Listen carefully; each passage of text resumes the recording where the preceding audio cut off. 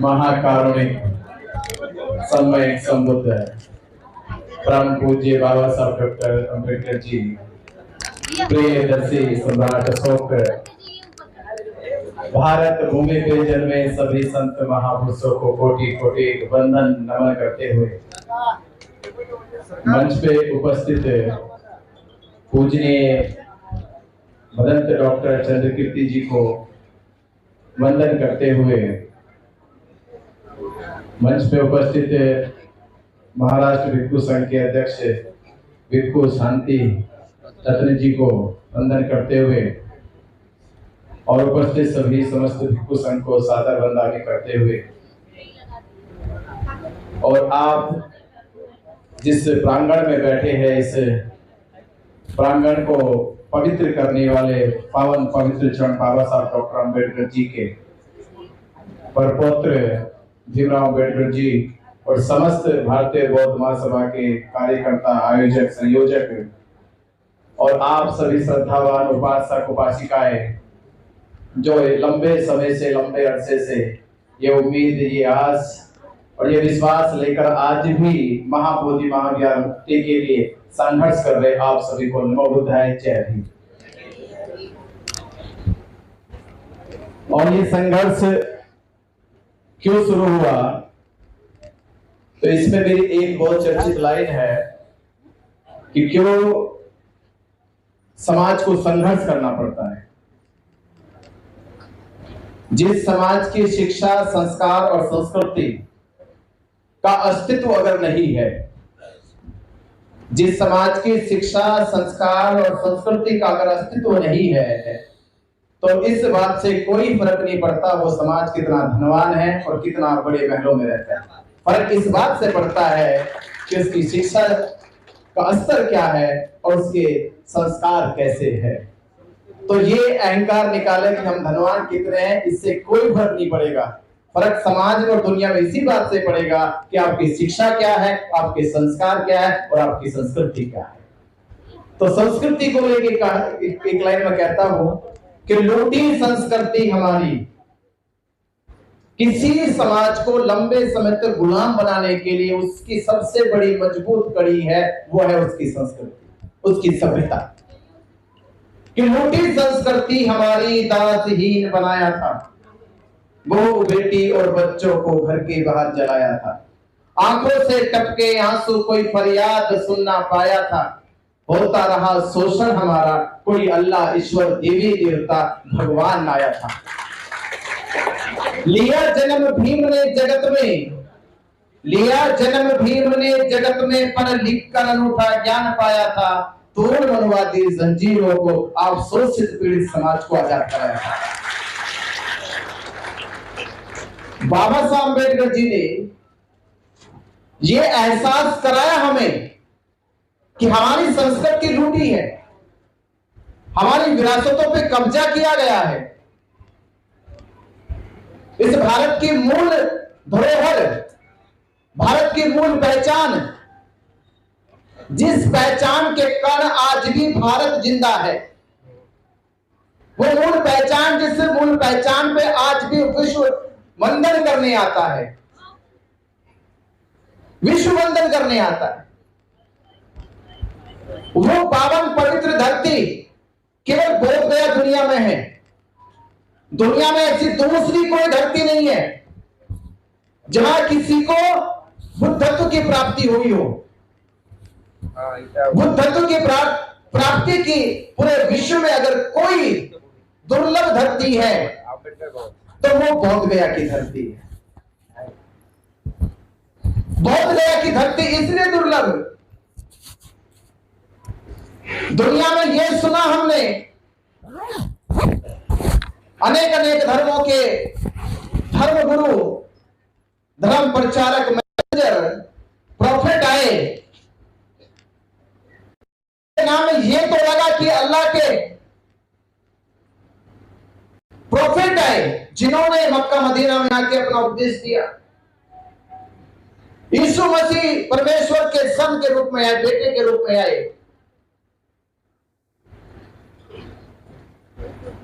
यहां भारत में हिंदुओं ने जो अवतारण अवतार की अवधारणा बनाई, वहां ईश्वर के अवतरित अवतार हुए, पर दुनिया में बौद्ध धर्म के अलावा कहीं ये नहीं कहा गया कि उनको संबोधि प्राप्ति हुई। संबोधि प्राप्ति की अगर दुनिया में कोई जगह है तो वो बौद्ध गया की धरती है, दूसरी कोई धरती दुनिया में नहीं है। उस पवित्र धरती के लिए, उस विश्व की सबसे अनूठी दुर्लभ धरती के लिए आज ही आंदोलन चल रहा है, वो मुक्त होनी चाहिए। और खास बात आपको बताऊं, वो दुर्लभ धरती क्यों है? मक्का मदीना मुसलमानों की, करोड़ों मुसलमानों की आस्था पर तो विश्व धरोहर नहीं है, फिर भी मक्का मदीना को विश्व की धरोहर नहीं कहा गया। करोड़ों लोगों की आस्था है यरूशलेम वेटिकन सिटी के चर्च में, फिर भी वो विश्व धरोहर नहीं है। मंदिर और अन्य और भी मंदिर है, वो विश्व धरोहर नहीं है। पर पूरी दुनिया में अगर धर्म के आधार पर देखा जाए तो महाबोधि महाविहार विश्व की विश्व धरोहर है, पूरे विश्व के लिए। ये केवल भारत के बौद्धों के लिए नहीं है, ये केवल विश्व के बौद्धों के लिए नहीं है, बल्कि विश्व के बौद्धों के लिए है। कभी कभी कुछ लोग आते हैं तो हमारे टकराव होते मिल जाते हैं, तो पूछते हैं उनसे कि भारत से लोग जाते हैं मक्का मदीना हज करने के लिए, अपने जीवन को धन्य मानते। हम पूछते हैं जो विश्व से लोग आते हैं कि आप भारत आते, कौन बुलाता है आपको? विश्व के लोगों को भारत में कौन बुलाता है? अल्लाह बुलाते हैं? बोले नहीं बुलाते। क्या भारत में अल्लाह बुलाते हैं? वो कहते नहीं। यीशु मसीह बुलाते? बोले कि नहीं। राम बुलाते हैं? बोले कि नहीं। कृष्ण बुलाते हैं? मैं कहा बोलो कि नहीं। राम बुलाते हैं? बोले कि नहीं। कृष्ण बुलाते हैं? मैं कहा बोलो कि नहीं। तो मैं पूछता कौन बुलाते हैं? वो कहते हैं भारत की धरती पे एक ही तो है जो बुलाते हैं, जिनको बुद्ध कहते हैं। भारत में अगर कहीं प्रभाव है कि वो किसी को प्रभावित कर सकते हैं तो वो भारत की धरती बौद्ध गया है, जो विश्व को बुला लेती है, विश्व के लोगों को बुलाया है। भारत के लोगों को भारतीय होने पे गर्व होना चाहिए। भारत के लोगों को भारतीय होने पे गर्व होना चाहिए कि हमारा जन्म उस धरती पे हुआ जिस धरती पे तथागत बुद्ध का जन्म हुआ है। उस धरती पे हमारा जन्म हुआ, जिस धरती पे सिद्धार्थ गौतम बुद्ध बने, उस धरती पे हमारा जन्म हुआ। जिस धरती पर बुद्ध को महापरिनिर्वाण प्राप्त हुआ, हमारा उस धरती पे जन्म हुआ। इतनी बड़ी बात जब हमारे जीवन से जुड़ जाती है तो आपका जीवन धन्य है। पर यह अफसोस की बात रही कि हमने बुद्ध को नहीं सुना, हमने बुद्ध को आंखों से नहीं देखा, हम दर्शन नहीं कर पाए, बुद्ध की बातों को कानों से नहीं सुन पाए, उनका परम मुक्ति का उपदेश हमारे जीवन में नहीं उतर पाया। ये अफसोस रहा है, ये कमी खलती होगी। ये कमी तब तक खलती रही जब तक हमें महाबोधि महाविहार मुक्ति का आंदोलन नहीं मिला था। ये तब तक कमी खलती रही, पर आज महसूस होने लगा और ये गर्व होने लगा कि हो सकता है 134 साल से यह आंदोलन इसलिए भी ना पूरा हुआ हो कि इस आंदोलन में आप लोगों की भूमिका होना जरूरी थी। तो आप इस पीढ़ी के धन्य लोग हो, अपने जीवन को धन्य मान के चलो कि आप इस पीढ़ी के धन्य लोग हो, कि आपको सम्राट अशोक के 2300 वर्ष पुराने सपने को, विश्व के बौद्धों के सपने को, परम पूज्य बाबा साहब डॉक्टर अम्बेडकर जी के सपने को साकार करने के लिए महाबोधि महाविहार मुक्ति का आंदोलन मिला है। आपका जीवन धन्य है।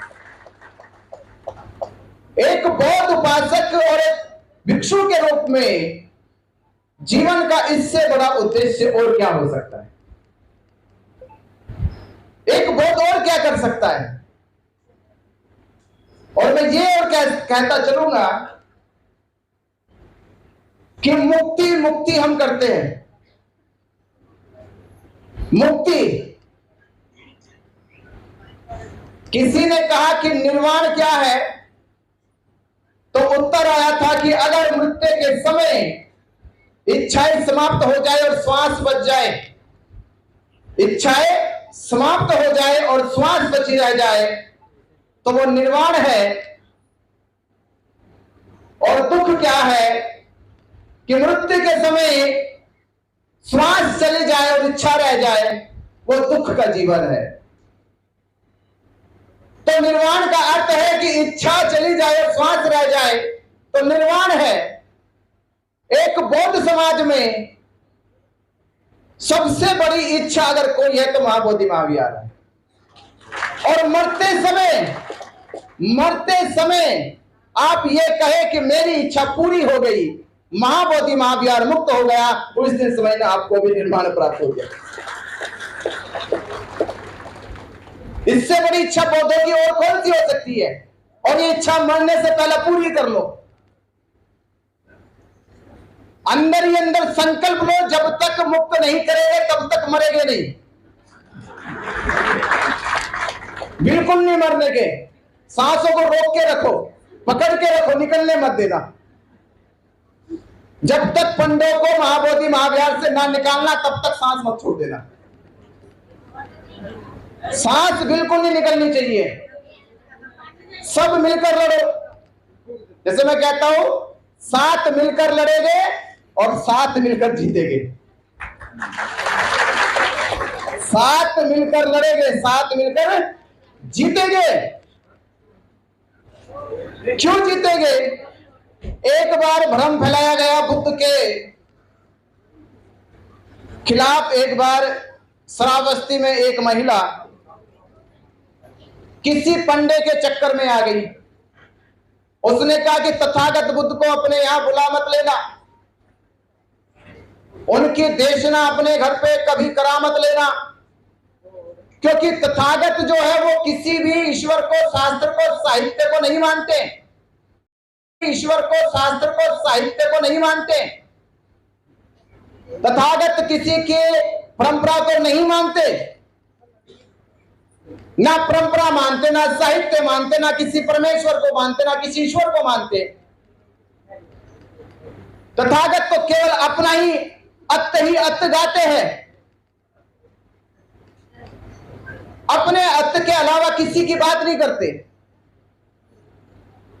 अनजान महिला थी, उसके बात में ये बात भी घुस गई कि पंडा कह रहा है, और पंडा शास्त्रवादी होता, शास्त्र का ज्ञाता है। उन लोगों की बातों पर ज्यादा यकीन किया जाता है जो शास्त्री होते। ये बात हकीकत है, ये मानते हो ना? जो शास्त्री होते हैं, जो शास्त्र को पढ़ने वाले हैं, उनकी बातों में यकीन ज्यादा होगा। इसलिए होगा कि उनके पास प्रमाण है शास्त्र का। तो वो भी ये कहता है कि बुद्ध के पास कोई शास्त्र नहीं है जिसका प्रमाण दे सके बुद्ध कोई शास्त्र है। क्योंकि बुद्ध तो अति अत कहते हैं, यानी अत का मतलब अपना ही अपना कहते हैं। अपने अंदर जो ज्ञान प्राप्त हुआ वही बोलते हैं, वो किसी की नहीं सुनते, ना किसी की बोलते। तो आप भी तो सुनो, मैं आपसे भी कह रहा हूं, अरे उसी को तो बुद्ध कहते जो अपनी कहते। बुद्ध दुनिया की नहीं कहते, ना किसी और की कहते, वो अपनी कहते। जो अपनी कहते वो बुद्ध है। अगर दुनिया की कहे फिर बुद्ध नहीं हो सकते। बुद्ध सर्जनात्मक है, जिन्होंने सर्जन किया है, जिन्होंने उत्पन्न किया है। बुद्ध ऐसे है समझने के लिए, शास्त्री कैसे होते हैं और बुद्ध कैसे होते हैं। शास्त्री होते हैं जैसे तालाब, तालाब समझते हो? बुद्ध कैसे होते हैं? जैसे कुआं। तालाब और कुआं दोनों में क्या समान है? दोनों में समान है पानी। तालाब में भी पानी है और कुएं में भी पानी है, जो तालाब का पानी है वो कहां से आया? कहां से आया? वो पानी या तो वर्षा से आया, या नदी से आया, या किसी ट्यूबवेल से आया, या बाहर का कोई भी स्रोत हो सकता है, वो तालाब में चला गया। तालाब के पानी का स्रोत क्या है? बाहर से। और तालाब में पानी कितने दिन ठहर सकता है? कुछ चंद महीने। वो पीने योग्य नहीं, वो घर की किसी सामग्री में प्रयोग करने योग्य नहीं, भोजन बनाने योग्य नहीं, और कुछ दिनों बाद तो उसमें दुर्गंध भी हो जाएगी, कीड़े भी हो जाएंगे, गंदगी भी हो जाएगी, और कुछ समय पश्चात वो सूख भी जाएगा, समाप्त। क्यों समाप्त हुआ? क्योंकि उसके पानी का स्रोत बाहर था। कुएं का पानी क्या बरसात से आया, नदी से आया, किसी और ट्यूबवेल से आया, नाली से आया? नहीं आया। कहां से आया? उसका भीतरी स्रोत है। कुएं का पानी का स्रोत बाहर से नहीं है, भीतर से है। क्या कुएं का पानी महीनों में सूख जाएगा, सड़ जाएगा, दुर्गंध देगा? इसलिए बुद्ध का जो स्रोत है वो बाहर से नहीं है, वो भीतर से होता है, इसलिए अत्ते अत कहते हैं। शास्त्री का स्रोत बाहर से है, वो बाहर से बोलता रहता, बाहर ये लिखा, बाहर ये कहा, बाहर ये कहा, वो बाहर रहता हमेशा। तो जो बाहर है उसकी बाहर कभी नहीं हो सकती। तो बुद्ध को ऐसे ही उस पंडित ने वो महिला को भरमा दिया। बोले अच्छा ऐसे बुद्ध है, अपनी अपनी बोलते, किसी की नहीं बोलते। बोला वो किसी की नहीं बोलते। और क्यों बोले? किसी की उधार की बात क्यों बोले? कल मांगने आ जाए, क्या आपने मेरी बात को बोला, मेरे शास्त्र की बात को बोला? इसलिए बुद्ध ने कहा मैं अपनी बोलूंगा। वो महिला एक दिन लकड़ी लेने चली गई। ऐसा भ्रम दिमाग में बैठा कि बुद्ध से नफरत होगी उसे। एक दिन लकड़ी लेने चली गई, लकड़ी लेने जा रही थी तो बहुत सारी महिलाओं को उसने ऐसे ही ये कहानी सुना सुना के पूरा मोहल्ला बुद्ध के खिलाफ कर दिया। बुद्ध की एक उपासिका, विशाखा नाम की उपासिका, उसे मालूम हुआ कि ऐसे ऐसे पूरा धर्म मोहल्ले में हो गया। वो बड़ी नाराज निराश हुई। मन में तो आया कि जाके इसको समझाओ कि बुद्ध कौन है, बताऊंगी। तो एक दिन और लकड़ी लेने जा रहे थे, तो जंगल से लकड़ी ले रहे थे। लकड़ी लाते समय उस महिला के पैर में कांटा लग गया, और कांटा जहरीला कांटा था। किसी को बुला भी ना सकी, बाकी महिला चली गई, वो अकेली बेचारी तड़पती रही। पैर से खून बहने लगा। पीड़ा इतनी तेज पीड़ा थी कि उसकी अब लगता है कि शरीर श्वास छोड़ देगा, मृत्यु हो सकती है। उसी समय बुद्ध वहां से गुजरे और बुद्ध की नजर उसके पैर पे पड़ी जहां से खून बह रहा था, और वो पीड़ा से व्याकुल हाहाकार मचा रही थी। बुद्ध ने उसको देखा, उसके पैर से खून को बहता देखा। संगत से कहा कि इसकी मरहम पट्टी करो। जो भी चंद औषधि थी उस कांटे को निकाला, उसका पैर साफ किया। पैर साफ में ध्यान देना, कहां पहुंचाना जरा आपकी दृष्टि। पैर साफ किया, पैरों को छुआ। उन धर्म शास्त्रों में, आज के धर्म शास्त्रों में आज भी यह परंपरा है कि महिला का पैर किसी साधु सन्यासी से छू जाए तो बहुत बड़ा पाप है। महिला का पैर, साधु सन्यासी तो छोड़ो, पत्नी का पैर अगर पति छू ले, धरती ऊपर आसमान नीचे हो जाएगा। साधु सन्यासी तो दूर की बात, पति पत्नी का छू ले, पत्नी छू ले कोई हर्ज नहीं, ये तो परंपरा है। ये चलेगा कि पत्नी छुए रोज पति के पैर, पर पति छू ले तो ये उल्टी कयामत आ जाएगी, आएगी ना उल्टी। तो उस समय संघ ने वो महिला का पैर को साफ किया, पट्टी की। उस महिला को होश आया, उसने देखा अरे ये तो पाप हो गया मेरे से, ये क्या हो गया, मुझे तो अब मृत्यु भी नहीं मिलेगी।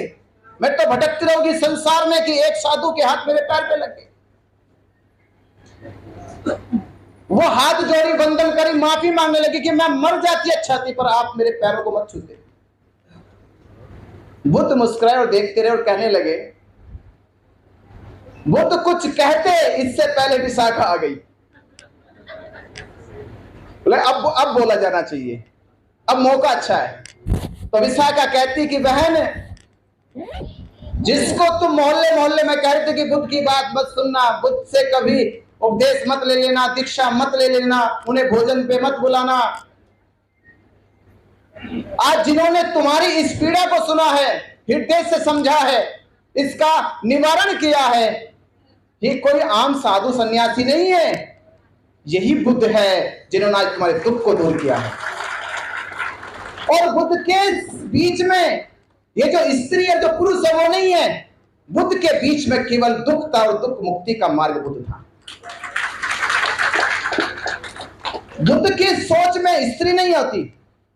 जैसे एक छोटी सी और आती है लाइन कि कुछ डाकू लोग, बदमाश लोग एक महिला को किडनैप करने के लिए उसके पीछे भाग रहे थे और बुद्ध साधना में बैठे, महिला गुजर गई, डाकू डकैत आए और बुद्ध से कहने लगे, साधु सन्यासी, आपने किसी महिला को जाते देखा यहां से? बुद्ध क्या, मैंने किसी को नहीं देखा। वो डाकू आगे बढ़े और उस महिला को पकड़ के लाए और फिर थोड़ा सा क्रोधित होकर बोलने लगे, आप तो कह रहे थे कि आपने किसी महिला को यहां से जाते नहीं देखा, ये तो गई थी।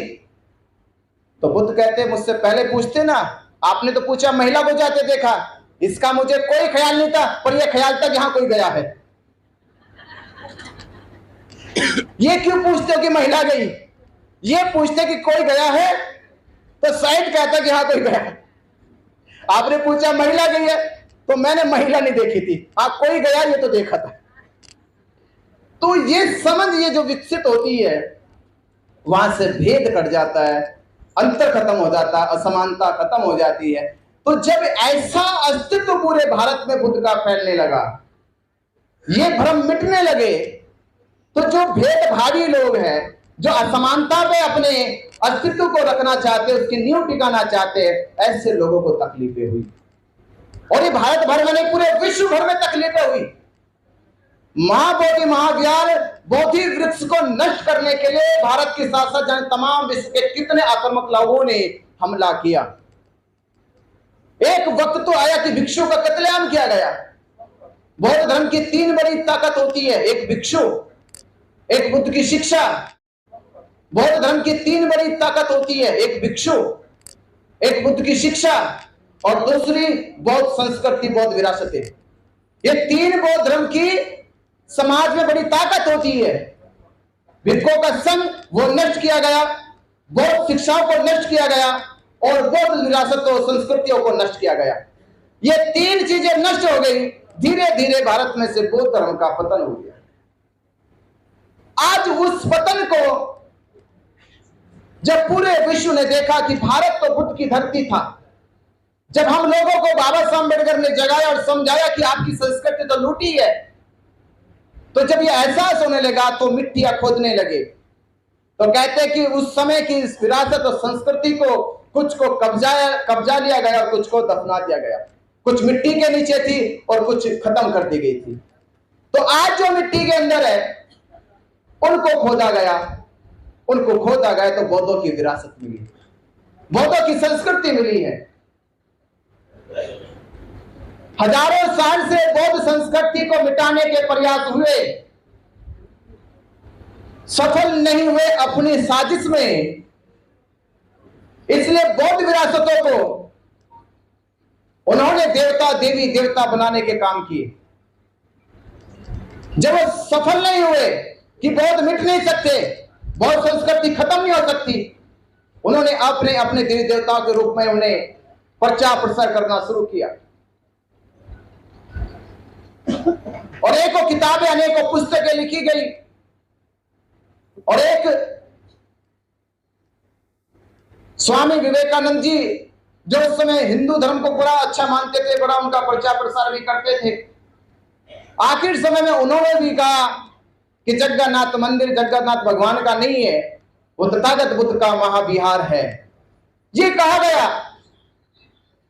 तो पूरे भारत में ये चर्चा होगी कि एक कट्टर हिंदू स्वामी विवेकानंद ने भी ये बात कह दी कि जगन्नाथ मंदिर जगन्नाथ भगवान का नहीं बल्कि तथागत बुद्ध का महाविहार है। तो वो सारे दुश्मन हो गए, उनके सारे पंडित दुश्मन हो गए, इसलिए उनकी युवा अवस्था में मृत्यु हो गई, उनको जीने नहीं दिया गया। तो जो भारत में सही बोलेगा, सत्य बोलेगा, सत्य की लड़ाई बहुत कड़वी है, विरोधी है, विरोधाभास है। सिद्धार्थ गौतम ने शाक्य कुलों के खिलाफ जाके कहा कि मैं आपके इस निर्णय में सहमति नहीं है मेरी कि आप कोलियों के साथ युद्ध करें और युद्ध करके रोहिणी नदी का कोई हल निकाले, मैं इस बात से सहमत नहीं हूं। जबकि पूरा शाक्य संघ सहमत है, पूरा शाक्य संघ सहमत है, और एक तरफ अकेले सिद्धार्थ हो कह रहे कि मैं सहमत नहीं हूं। उस समय के समाज ने कहा कि सिद्धार्थ गलत है, सही कहा नहीं। और आज भी सिद्धार्थ कह दे यही बात कि मैं आपके इस निर्णय से सहमत नहीं, तो आज भी समाज कहेगा कि यह गलत है। पर सिद्धार्थ अपने निर्णय पे अड़िग रहे, आप गलत है तो गलत है, कि हिंसा किसी भी समाधान का हल नहीं है। पानी भूख लगती है, उनको भी भोजन की आवश्यकता, केवल आप ही को भूख नहीं लगती, दोनों पक्षों को भूख लगती है, दोनों पक्षों में भोजन की आवश्यकता है, दोनों की फसलें उगनी चाहिए, दोनों के खेतों को पानी मिलना चाहिए। तो सिद्धार्थ उस समय भी सही थे, और आखिरी समय में भी उन्होंने अपने 5 गुरु भाइयों को भी आखिरी में छोड़ा, कहा कि मैं अब आपके साथ नहीं चल सकता। आखिरी में भी छोड़ा, मैं आपके साथ नहीं चल सकता। 5 सिद्धार्थ से सीनियर थे, उन्हीं के बताए रास्ते पे चल रहे थे, पर आखिरी में सिद्धार्थ ने कहा नहीं चल सकता, रास्ता अलग हो गया। और 5 ने सिद्धार्थ को गलत कह के कि ये पद भ्रष्ट हो गए हैं, इन्होंने अपना विनय तोड़ दिया है, इन्होंने अपने नियम तोड़ दिए हैं। 5 की मेजोरिटी थी, बहुमत था। उस समय भी कहा कि 5 सही है, सिद्धार्थ गलत है, पर परिणाम कुछ और आने थे। और परिणाम आए, 5 चले गए सारनाथ, और सिद्धार्थ गौतम बोध गया में बुद्धत्व की प्राप्ति कर गए। सत्य के लिए बहुमत की कोई आवश्यकता नहीं होती। सत्य के लिए अगर कोई बहुमत चलता राजनीति में, केवल बहुमत से केवल राजनीति की जा सकती है, ज्ञान प्राप्त नहीं किया जा सकता। कि ज्ञान प्राप्ति के लिए बहुमत चाहिए आपको। तो आखिर में वही हुआ, सिद्धार्थ ने अपना आप को सिद्ध किया, वो बुद्ध बने तो 5 भी उनके शरण में आए, और पूरा शाक्य संघ उनकी शरण में आ गया।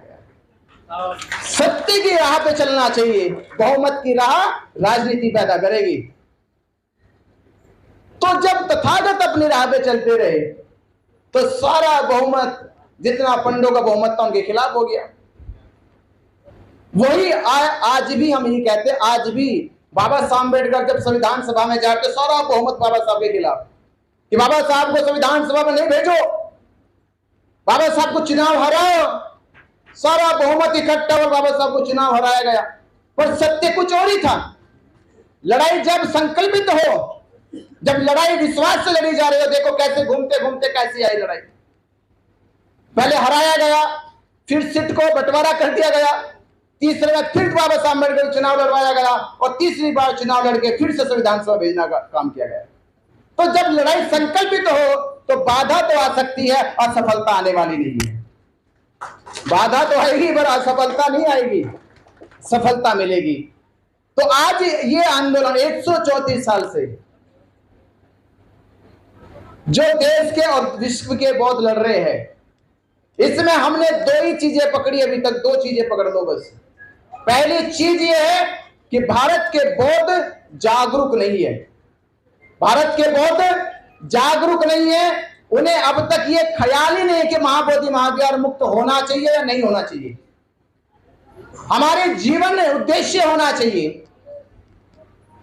तो भारत के बौद्ध जागरूक नहीं है कि महाबोधि महाविहार मुक्त होना चाहिए या नहीं होना चाहिए, या ये बीटी एक्ट क्या है, ये कानून क्यों बनाया गया, कब बनाया गया, इस कानून से क्या होता बौद्धों के साथ, तो क्या सबसे बड़ा नुकसान होता है।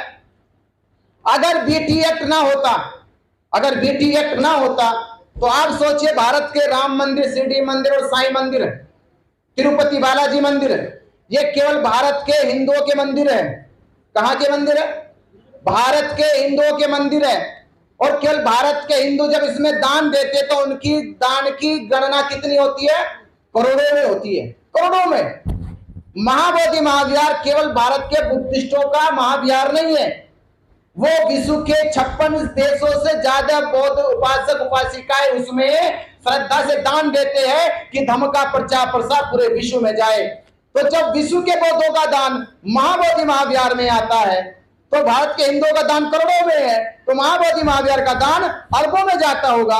अरबों का दान आने के बाद भी आज तक बीटीएमसी 76 साल कमेटी है, 76 साल के बाद भी बीटीएमसी ने, थाईलैंड ने, जहां ना तो सिद्धार्थ गौतम को जन्म हुआ, ना सिद्धार्थ गौतम को बुद्धत्व की प्राप्ति हुई और ना बुद्ध को महापरिनिर्वाण प्राप्त हुआ थाईलैंड में, उन्होंने विश्व का सबसे बड़ा भिक्षु निवास बना दिया, भिक्षु ट्रेनिंग सेंटर बनाया।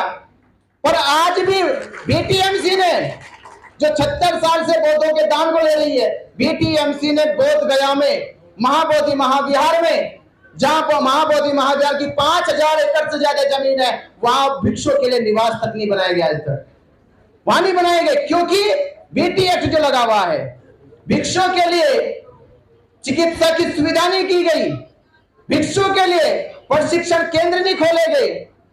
अगर भिक्षुओं के लिए प्रशिक्षण केंद्र होते तो आज भारत में जो सपना बाबा साहब अम्बेडकर देखते कि भारत बौद्ध में होगा, तो भारत बौद्ध में किन की वजह से होगा? भिक्षु संघ की वजह से होगा, भिक्षु प्रचारकों की वजह से होगा।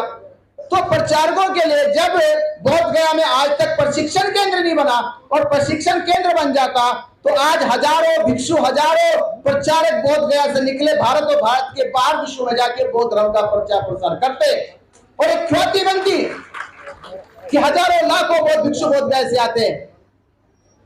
पर बोध गया का वो दाम आज तक भी नहीं हुआ, इसलिए क्योंकि बीटी एक्ट जो बना हुआ, अगर बीटी एक्ट हट जाता तो आज भारत के बौद्ध मिलके विश्व का सबसे बड़ा भिक्षु प्रशिक्षण केंद्र बनाते, अगर बीटी एक्ट हट जाता। तो इसलिए हटाना जरूरी है कि विश्व का सबसे बड़ा बौद्ध भिक्षु प्रशिक्षण केंद्र बोध गया में बनाया जाए, इसलिए बीटी एक्ट हटना चाहिए और भारत बौद्ध में बने, इसलिए बीटी एक्ट हटना चाहिए। तो बौद्धों को भारत में ये जागरूकता पैदा नहीं हुई कि बीटी एक्ट क्या है, महाबोधि महाविहार मुक्त क्यों होना चाहिए। तो पहला काम हमने अपने इस विश्लेषण में सोचा कि सबसे बड़ा काम ये करो, महाबोधि महाविहार मुक्ति के लिए पूरे देश के बौद्धों को जागरूक करो। क्या करो?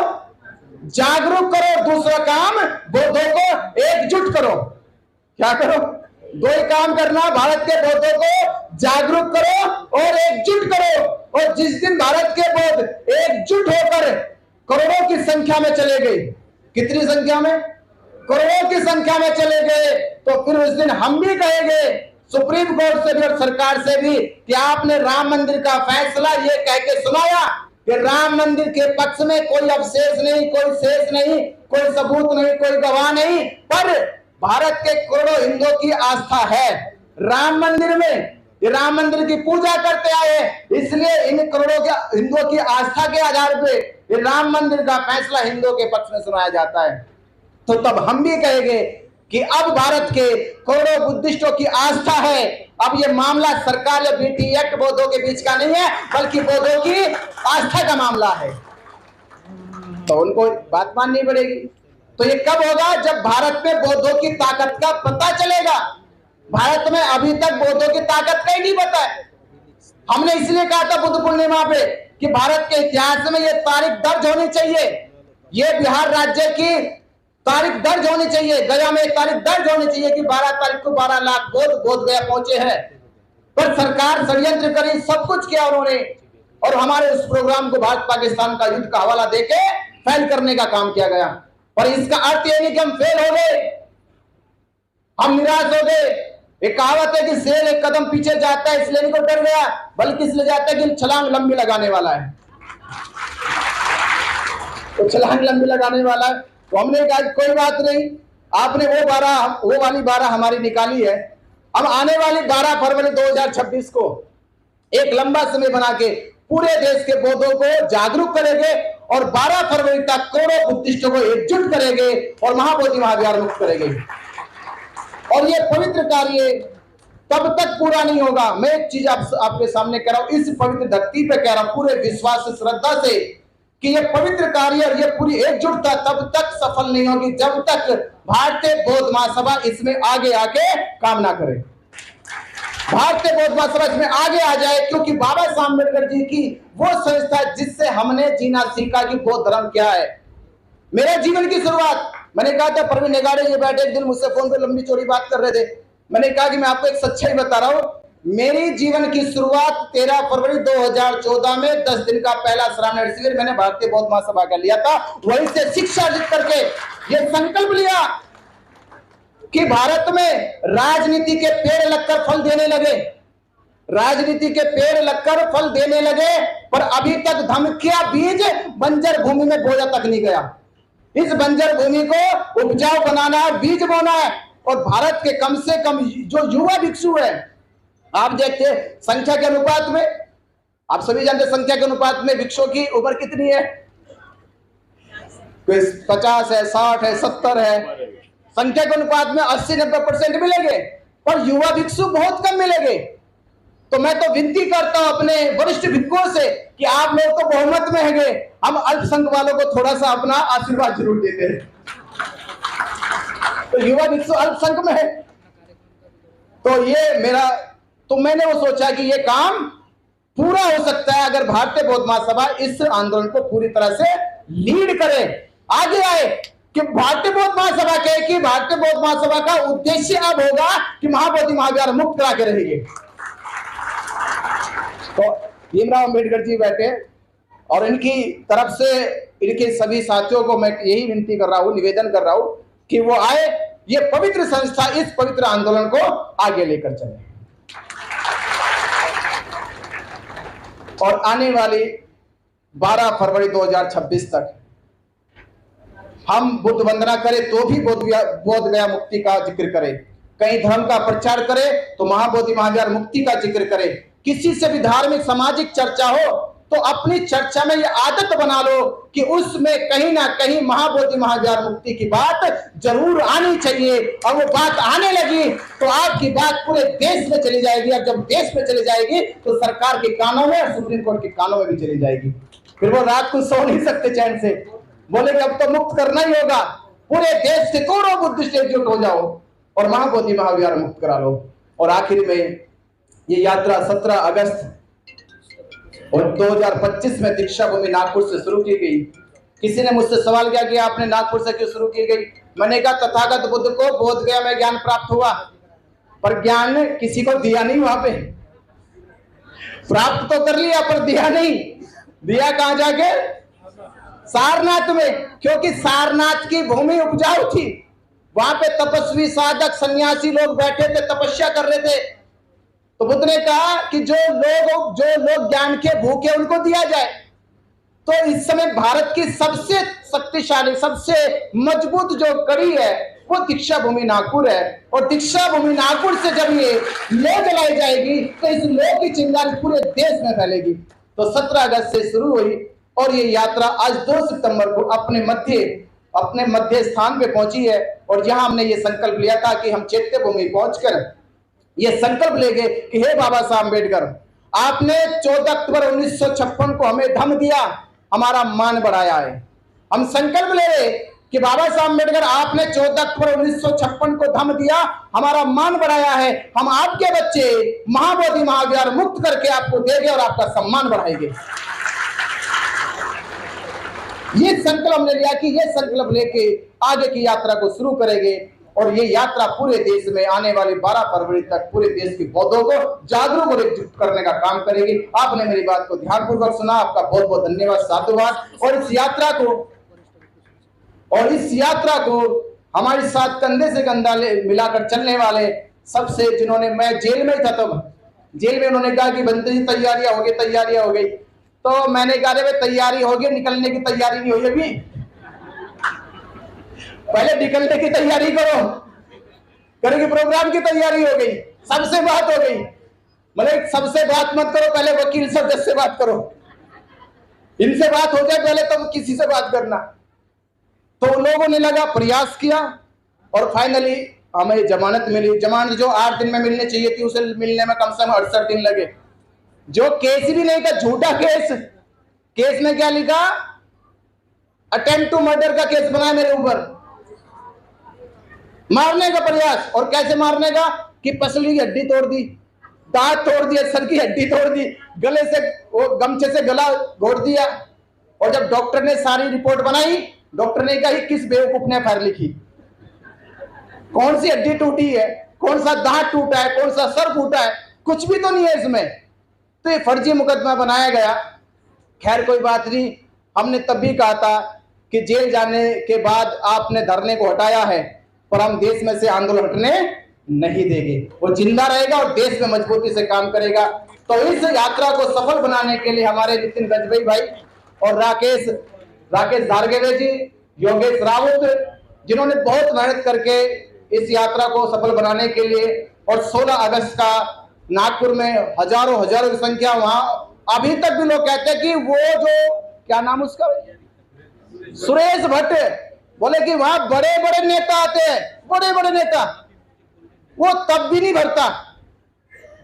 पर बौद्ध धर्म की ताकत इतनी बड़ी थी, महाबोधि महाजन की ताकत उतनी बड़ी थी कि 16 अगस्त को वो सुरेश भट्ट भर गया, सुरेश सभागर भरा, वो सुरेश भट्ट सभागर भरा। वो बोले कि एक नीचे का तो फ्लोर भरा ही भरा, सेकंड फ्लोर भी भरा।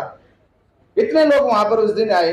तो लोगों ने, अखबारों ने खूब छापा कि मुख्यमंत्री की सभा में नहीं भरा, मंत्री की सभा में नहीं भरा, ये आंदोलन की सभा में भर गया। तो हमें लगा कि बहुत बड़ी ताकत है और समाज जागरूक हो रहा है। और समझ चलने वाली इस यात्रा में मेरे कुछ संग, हमारे साथी लोग जो मीडिया के साथ इस यात्रा को सफल बना रहे हैं, कुछ संघ साथ चल रहा है, उपासक लोग साथ चल रहे हैं, और समस्त वो जिन्होंने यात्रा को नागपुर से लेके अमरावती, अकोला, बुल्डाना, जालना और मालेगांव और नासिक, औरंगाबाद और यहाँ तक मुंबई तक, कल्याण तक लेकर आए। अब नाम नहीं, मुझे लिस्ट बनानी पड़ेगी अगले कार्यक्रम के लिए। तो 24 तारीख में इसका आखिरी फाइनल प्रोग्राम भी होगा। तो 24 में लिस्ट बना के सबको पत्र के साथ सम्मान करेंगे, ऐसा सम्मान करेंगे कि वो कहेंगे कि ये महाबोधि महाविहार की मुक्ति का सम्मान उनको मिल रहा है, कि महाबोधि महाविहार मुक्त होके रहेगा, मुक्त होके रहेगा, मुक्त होके रहेगा, ये सम्मान उनको हम देंगे। तो आपने मेरी बात को ध्यानपूर्वक सुना, शांति सुना, आपका बहुत बहुत धन्यवाद। जय भीम, नमो बुद्धाय, बिल्कुल सबको सादर वंदन।